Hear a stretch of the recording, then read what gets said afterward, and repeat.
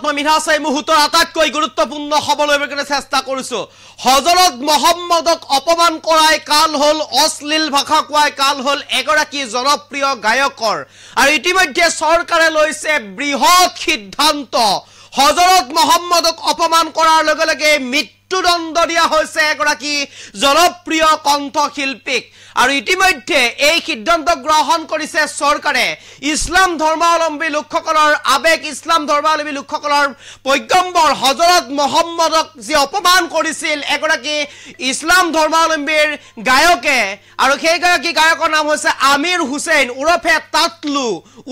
তাতলু আৰু এই আমিৰ হুছেইনে যি ইতিমধ্যে অশ্লীল ভাষা প্ৰয়োগ কৰিছিল অপমান কৰিছিল হযৰত মুহাম্মদক আৰু তাৰ পিছতে বৃহৎ সিদ্ধান্ত গ্ৰহণ কৰিছে চৰকাৰে ইতিমধ্যে মৃত্যুদণ্ড দিয়া হৈছে আমিৰ হুছেইনক হযৰত মুহাম্মদক অপমান কৰাৰ বাবে আৰু এই মুহূৰ্তত সবিশেষ লৈ কাৰণে চেষ্টা কৰিছো আপোনালোকৰ বাবে এই মুহূৰ্তৰ আটাইতকৈ গুৰুত্বপূৰ্ণ খবৰ বুলি ক'ব লাগিব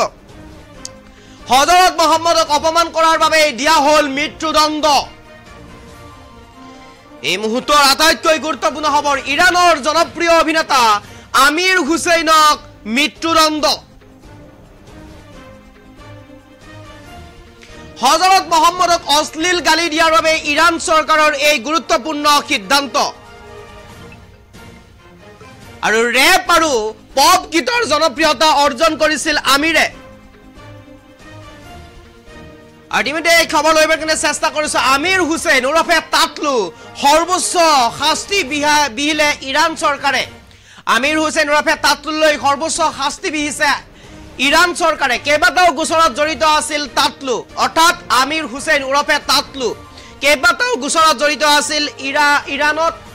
হেহতিয়াকৈ হযৰত মুহাম্মদক প্ৰতি অশ্লীল মন্তব্য কৰাৰ বাবে ইৰাণৰ চৰকাৰে লৈছে এই গুৰুত্বপূৰ্ণ ব্যৱস্থা এই মুহূৰ্তৰ আটাইতকৈ গুৰুত্বপূৰ্ণ হ'বলৈ চেষ্টা কৰিছো ইৰাণৰ এগৰাকী জনপ্ৰিয় গায়ক এইগৰাকী গায়ক আমি দেখুৱাইছো ফটো সহকাৰে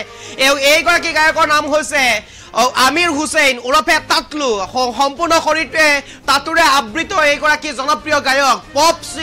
পপ গীত আৰু ৰেপ গীতৰ বাবে এইগৰাকী গায়কৰ জনপ্ৰিয়তা অৰ্জন কৰিছিল আৰু ইতিমধ্যে এইগৰাকী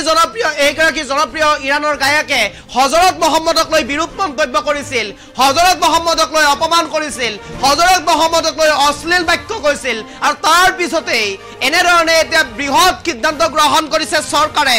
মৃত্যুদণ্ড দিয়া হৈছে এইগৰাকী জনপ্ৰিয় কণ্ঠশিল্পীক আৰু ইতিমধ্যে এই খবৰ লৈ কাৰণে চেষ্টা কৰিছো আপোনালোকৰ বাবে আৰু এই খবৰ ইতিমধ্যে দিবৰ কাৰণে চেষ্টা কৰিছো জনপ্ৰিয় গায়ক আমিৰ হুছেইন আৰু আমিৰ হুছেইনক ইতিমধ্যে মৃত্যুদণ্ড দিয়া হৈছে আৰু যিহেতুকে এগৰাকী ইৰাণৰ জনপ্ৰিয় গায়ক আৰু ইৰাণৰ জনপ্ৰিয় গায়কগৰাকীক ইতিমধ্যে মৃত্যুদণ্ড দিয়া হৈছে আৰু হযৰত মুহাম্মদক লৈ বেয়া মন্তব্য কৰিছিল হযৰত মুহাম্মদক লৈ বিৰূপ মন্তব্য কৰিছিল হযৰত মুহাম্মদক অশ্লীল গালি পাৰিছিল আৰু তাৰ পিছতে এনেধৰণৰ ঘটনা সংগঠিত হৈছে ইৰাণত আৰু হযৰত মুহাম্মদক লৈ অশ্লীল গালি পৰাৰ বাবে এই সিদ্ধান্ত গ্ৰহণ কৰিছে ইৰাণ চৰকাৰে আৰু ইতিমধ্যে মৃত্যুদণ্ড দিয়া হৈছে ইৰাণ চৰকাৰৰ ফালৰ পৰা এইগৰাকী জনপ্ৰিয় অভিনেতা পপ গীত আৰু পপ সিংগাৰ আৰু ৰেপ সিংগাৰ হিচাপে খ্যাত আছিল জনপ্ৰিয়তা অৰ্জন কৰিছিল এইগৰাকী ইৰাণৰ